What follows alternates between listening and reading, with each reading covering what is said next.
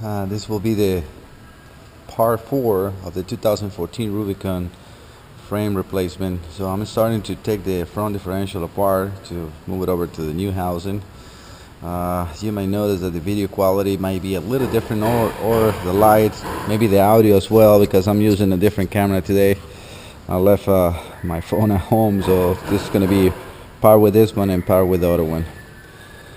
Hopefully this comes out good. So I have the differential, the main gear out and the pinion gear out. I'm going to show you just how easy it is.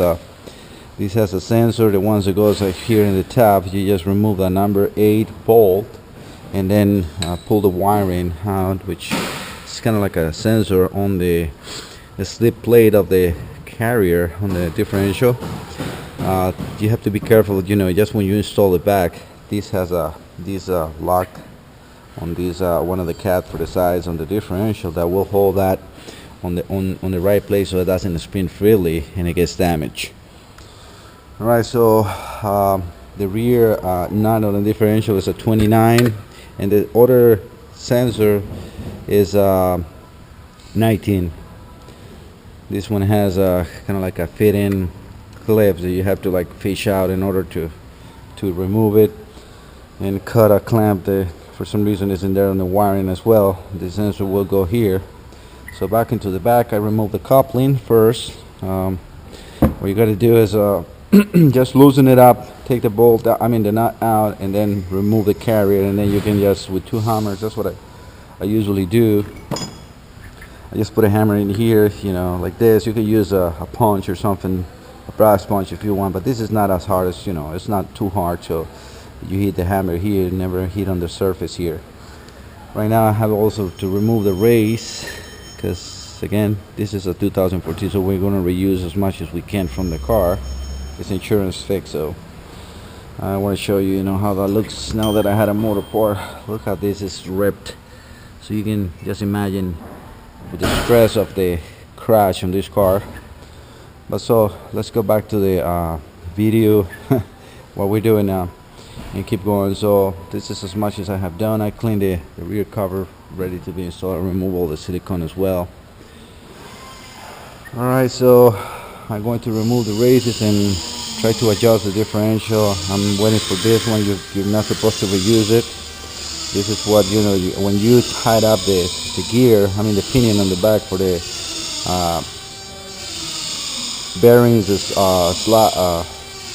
play, you have to tie this one, hit it a little bit, and then make sure that you are set up in the right pressure. For this you need to use a inch, I think it's inch-pound torque. I have it too, and I'll be probably showing that. If not, I'm not sure. I don't want to do the video too long, but probably you can check that on another video. So I will see when it gets to that.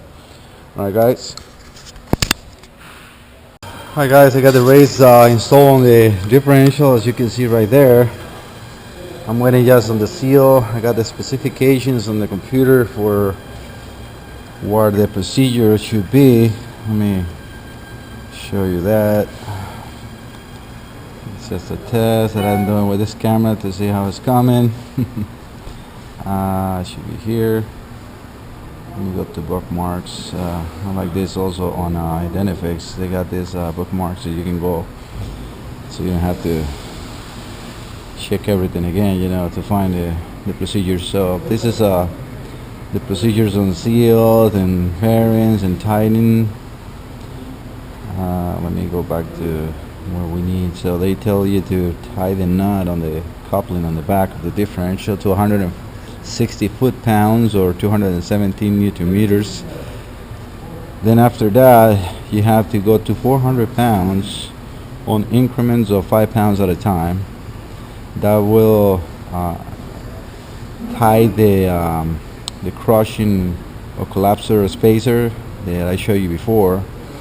And then after that they tell you that if you reuse original bearings, then you should see around 10 to 20 pounds, inch pounds with this is the inch pound torque. Got these specifically for differentials. What you got to do in there is just pretty easy. You set up the dial, right here to where you want to go, and then as you're torquing or spinning that rear coupling, it should tell you that if it's less, then you have to tighten more. If it's too much, then you have to replace the collapse the spacer, because it's not reusable, like I said again. So it's a little bit of a problem, because you have to remove and put in the spacers, but well, that's the way it should go.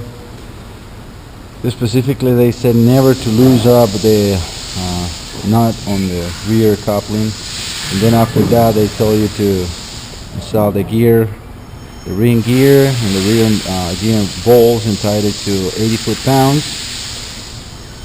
Never reuse the gear bolts. I'm not replacing those.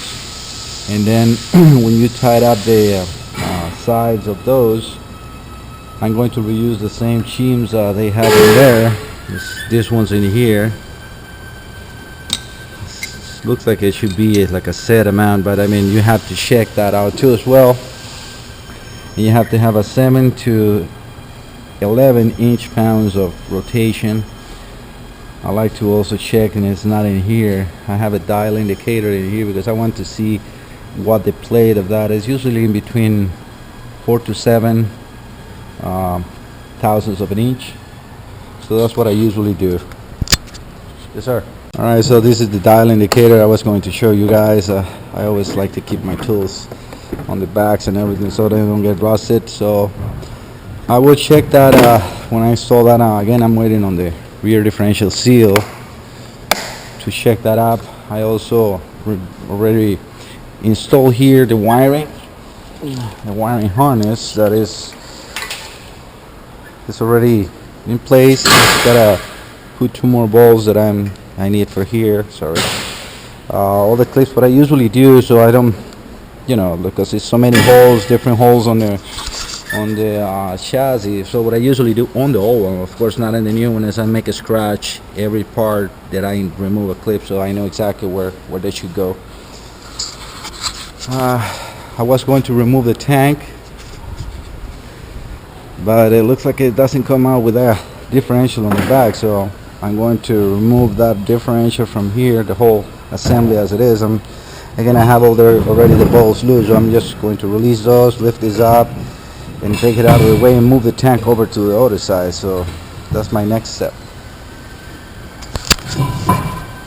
Okay guys, this is looking better and better. So as I said before, what I did is I removed the rear differential from the other chassis or frame. We have it already there. That's done with that one. We don't have anything to remove from there no more. So I want to explain a little bit how I did it, because it's impossible to record and doing it for me. But it's actually very simple. All you got to do is careful, make sure that you have support enough the frame when you're going to put the rear differential. So I didn't even take the tires, nothing out. So what I did is I removed the brake hoses from the calipers on the back. There are 16 millimeters right here on each side. That's why we had that fluid leaking in there. I removed the sway bars. Yes, the mount on the chassis is 16 millimeter socket too. And I have the bolts for the shock absorbers just on the tab removed. Those are 16 millimeters as well. Make sure these hoses disconnect, and the sensors are the ultra lock and the, I think it's the position or switch sensor on the differential. That's what they call on these ones. So, and the wiring is removed from there, but I explained that, I think it's in part 1. I also put this bar in here, which I had to lose again on part 1. I use one of those ratcheting cables. They hooked it up in here and in here in order to get that bar in place, because usually by the same spring tension in those bars they hold the rear differential in place. The axle tried to shift to the left, so that's going to make it stay straight. But so what I did is I removed all those bolts, and then I raised the chassis, and I put those jack stands. I put 2 extra ones on here, and then I raise it up as much as I can, like that. The springs are just loose, and so is the shock absorbers, enough so I can remove the springs These are the coil springs that I'm talking about. Put those on the side, and then I remove the bolts for the upper control arm and the lower control arm. Those are 21 millimeters. So I just remove the ones on the front, put the bolts right here next to me. Is when I install this, easy to put back. And then I move the tank over because it's very easy to put the tank without this. I truly don't know how well you do it with the differential in place, because I try, and I mean, I have no body or nothing, and it was not possible because the tank actually fits into this part of the frame, kind of like it's impossible to lower it to the back a lot so you can remove it. So I don't know how you will do it without removing this, but so I had it done, put the tank in place, and then I brought up the rear differential. I first put the lower control arm pins, or sorry, bolts, just hand tight, and then you have to push the differential down in order to make this one switch. Before I do that, so we don't have to be, you know, lifting the differential, or sorry, the frame by ourselves, I put the springs, I remove the jack stands and just let it sit on the springs. The springs, they use a rubber mount on the top that has no clips or nothing, so I just put a plastic wire tie in here to it helps it stay. I'm gonna cut those out, and then I let it sit. So now the frame is sitting on the springs, or before it was just sitting on the springs, and then I have a helper just, you know, pushing down the differential so I can put the upper bolts, or the upper control arm bolts, and then just tie everything up. Then I put, you know, the sway bar mounts on the frame, and I attached that bar that I told you before. You have to use like a camelon to make it, you know, shift of that size, so it's very easy. And then I put the hoses for the brakes. I don't know if I showed you before. Before I did all this, I removed the brake lines and attached it into the frame. And here they're just clips, and these sides where the hoses go, they had a 10 millimeter on the side. You have to remove the thread is into a clip that goes inside the frame. You have to move those from the old frame to the new one. But that's it. Everything went very easy, very smooth, you know, without the, I mean, the last part that I did, it was just put the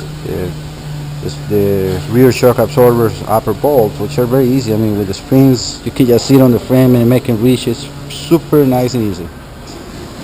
Alright, so everything is also hooked up. I still have to put back the anti-lock brake system, I mean the sensors to connect them, but you know, I will do it when I'm raising the body. I connect the wiring on the tank as well, and onto this looks like a pressure sensor to me. It's a 3 wires, so most likely that's the pressure sensor, and it's ready just to install.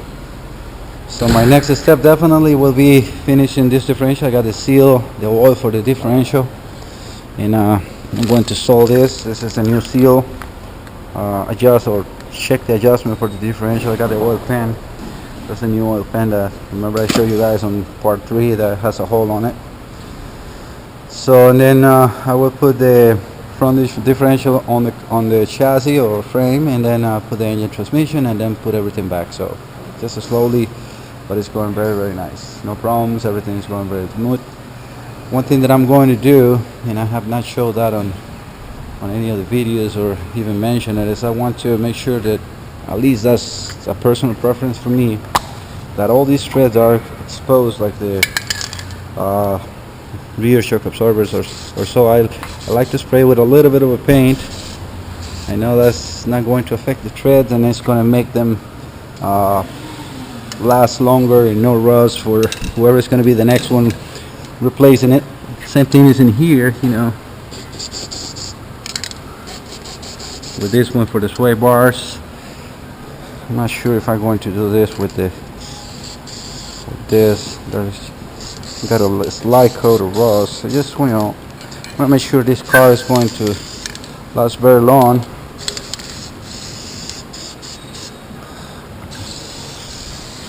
I know the customer is going to be very happy. So whatever I see threads exposed, I'm just going to go and just slightly spray them, you know, so they're going to last longer. I mean, not even the factory does that stuff. So this is just, again, just a personal preference. Gotta get another one, spray bottle. But that's pretty much what I'm going to do. I'm going to do in the mall. I'm gonna make sure this car can last longer than coming out of the factory. You know, that will be a happy customer. I don't think he will ever get to know me, but that's my work, so I like to kind of like put my own signature on it, you know. Doesn't really take that long, and it's good to protect. 'Cause I was looking, you know, in some areas like here, I don't know if it shows up very well on the video, but this was already rusting. It's a brand new frame. Come on. So I want to make sure this one lasts as much as I can. Alright guys. Okay, I got the coupling installed and tight. I use this, actually it's for fan clutches, but it worked out very well to hold this flange on the back. So just put this, use the torque wrench. I'm sorry, but you know, I needed two hands for this. I got the snap-on one for that. So that is tight. And then I went, you know, and rechecked. So by the manufacturer specification says that after the tightening and everything, you should get like in between 10 to 20 inch-pounds. So let me show you how to set up the dial. So you set it up like, you know, we know that we're going to reach more than 5, so we set them in there. It's going to be a one hand job, so I'm sorry if it doesn't show up very well, but right now that's free. I don't have the gear pinion, the gear in there. Oops, that's actually too much. Let me see that again, because it was just, I think it's just because of the position that I have it. Well, believe me guys, you know, by me, it's because I'm probably laying on the socket. You need to have that very flat like this. It's in 15, 17 inch-pounds, so that is perfect. So that's how you check it. So now I'm going to put the gear ring on it, tie them up, and then recheck everything as they said on here. So they said when you have everything installed, it should be in 7 and 11 pounds. Measure differential total torque to rotate with an inch-pound torque wrench before installing the axle shaft. This will verify differential bearing preload. Total torque to rotate is pinion torque to rotate plus 7 to 11 inch-pounds.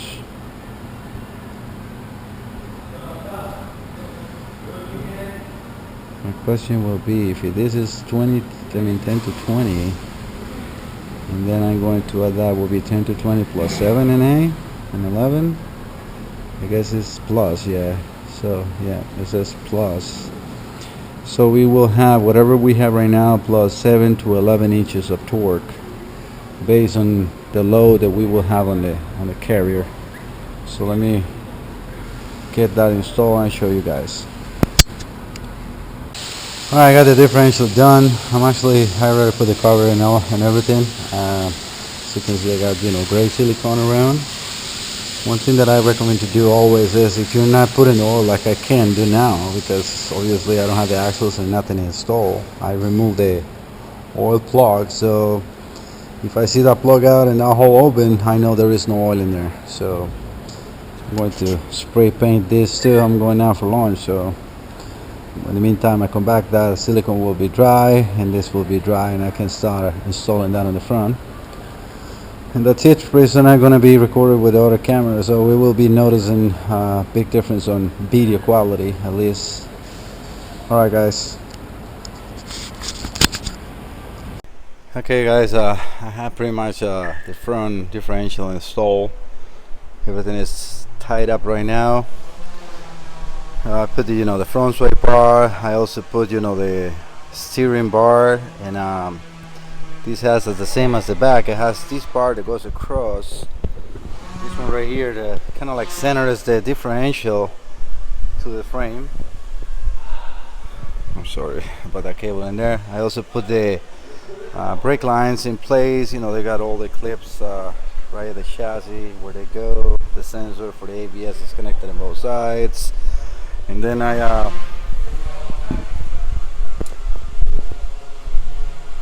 you know, the hose. It has also a nut in here. It has this plastic clip that holds all the lines tied together. Just gotta position this one in here. Oh my god, I hope that is the way it goes. I can always remove it and install back to for convenience where they go. Also want to show you know that right there is a bracket right here that holds the brake hose line and also the ABS sensor. You have to put that before you put the shock absorber at the end. Shock absorber can be, you know, resting in there without being hooked up, because this coil, the spring is gonna hold the whole frame. I put two jacks in the front because this was apart, as you guys saw before on the video. I have to put the the axle shaft, the knuckle, the wheel bearing hub, and the rotor and the caliper.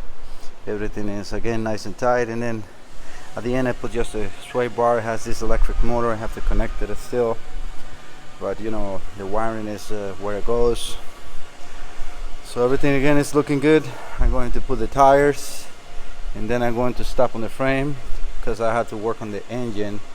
Remember, we had that leak that I had to fix, so I have to drop the pin, drop the oil, drop the pin, and replace that. I will record that too in a video.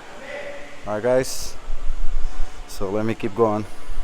So I forgot to mention how I installed the differential housing itself.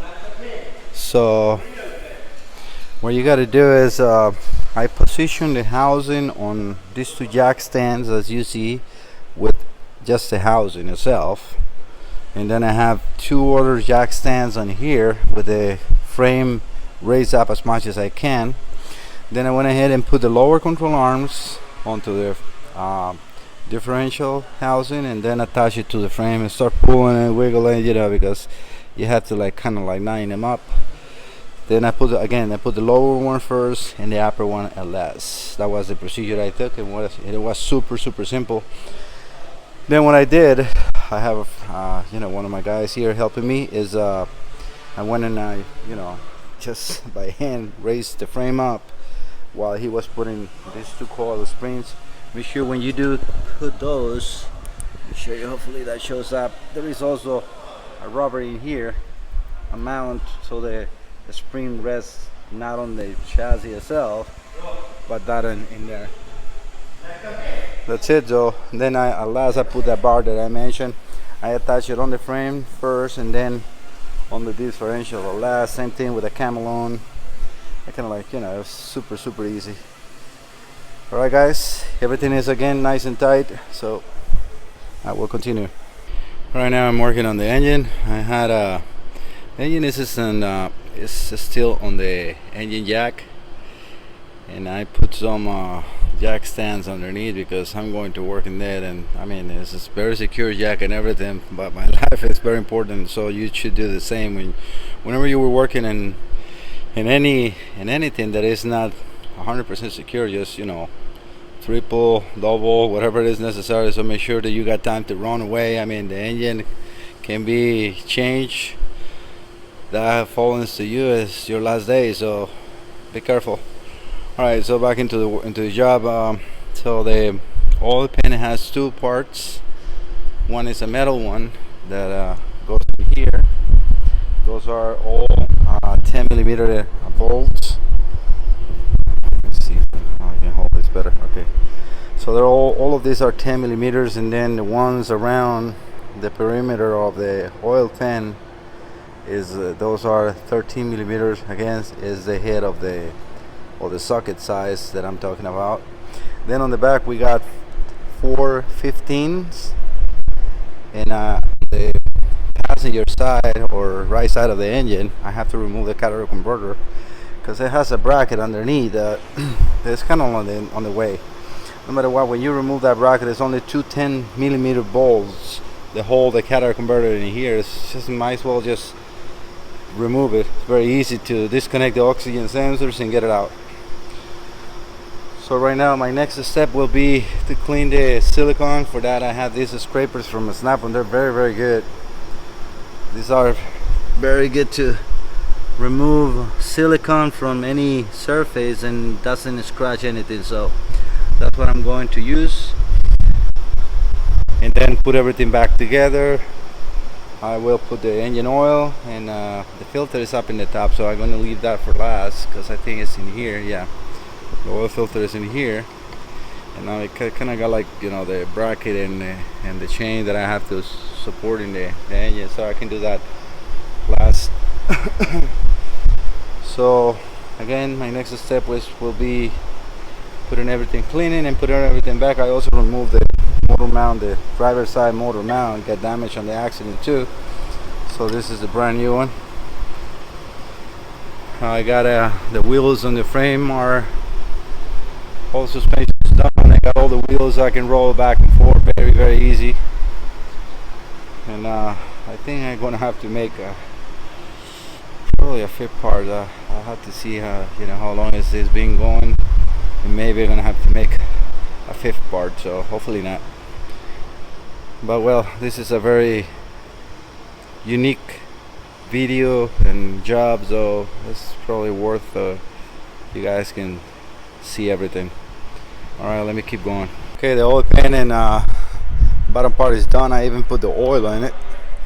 I have not replaced the filter, but I'd rather put the oil so it's ready to go. So that's the new oil pan.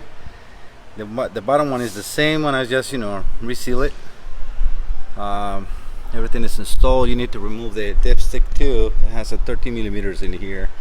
So as you saw before, I got this catalytic converter out, and I now also put the one on the other side. So pretty much engine and transmissions are ready to go. I have the frame ready to receive the motor and the transmission.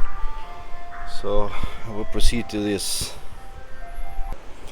Okay, the engine and transmission is installed on the frame, and I'm ready to start bringing the frame down and put the battery and the frame together. Just want to show you how it looks. Again, all the wiring, everything is as the way as it was.